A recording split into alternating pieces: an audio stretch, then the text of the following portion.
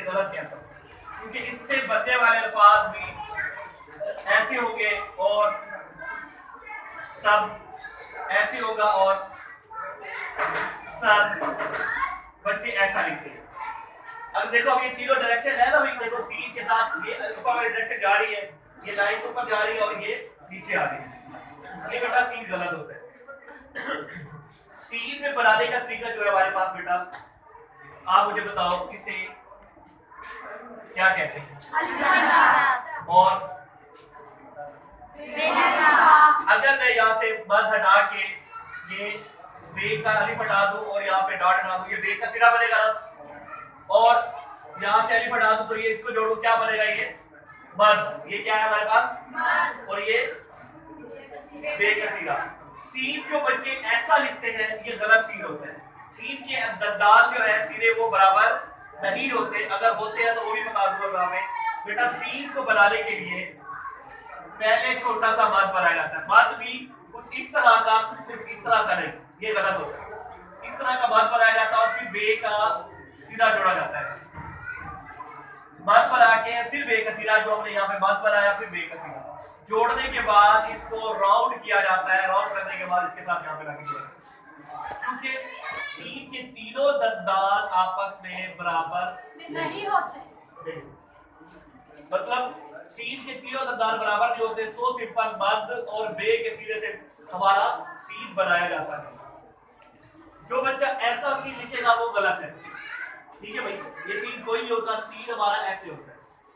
अब जाहिर बात है बेटा, आप 9th क्लास हो, 9th क्लास में सीन तो लिखना नहीं है, अल्फाज बनाने, वो भी तीनों सिफ्त वाले, मतलब ये तीनों सिफ्त के अपने अल्फाज बनाने, तो कैसे बनाना है बेटा? अब हम बनाते हैं सीन के इस सिरे को डिवाइड करते हैं तीनों सिफ्त के ऊपर।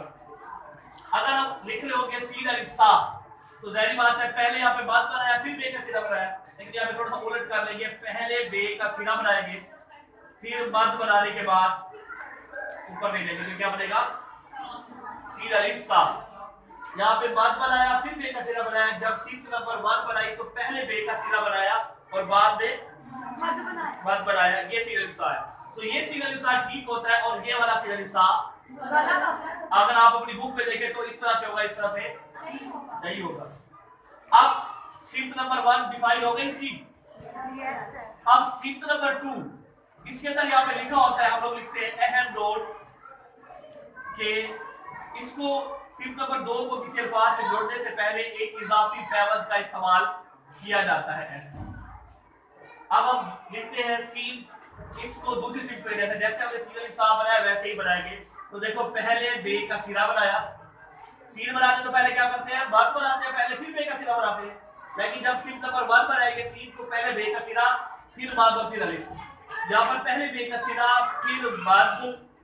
अगर यहाँ पर मैं बे जोड़ दूं तो बुरा लगेगा ना, मजा ही आ रहा, ठीक है, गलत है ये।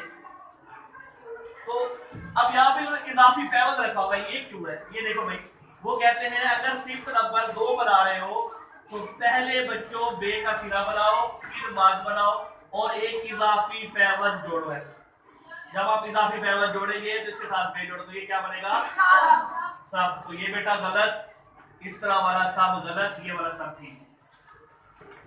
जो सिफ्त नंबर 3 है, जो हमारा सीन नीचे वाला है, जैसे हमने सीन बनाया था वैसे ही हमारी ये सिफ्त बनती है। देखो आप लोगों ने अगर सीन ऐसा तो आपका सर ऐसे था, ये गलत होता है। देखो भाई सिफ्त नंबर 3 कहती है पहले जब से आपने सीन बनाया, मद बनाया और बे का सिर पीछे फिर सिरे बना देंगे, सारा आपका ये डायरेक्शन नंबर 3 बनती है।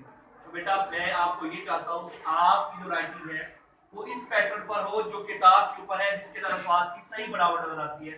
तो बेटा अगर मैं आपको छोटी क्लास होती 1 2 3 छोटी क्लास में उनको जस्ट बताता बेटा सीन लिखो, सीन के तीनों दंदान बराबर नहीं होते, छोटा सा मद बनाओ बे का सिरा बनाओ, आपका सीन है, लिखो भाई। लेकिन ये बड़ी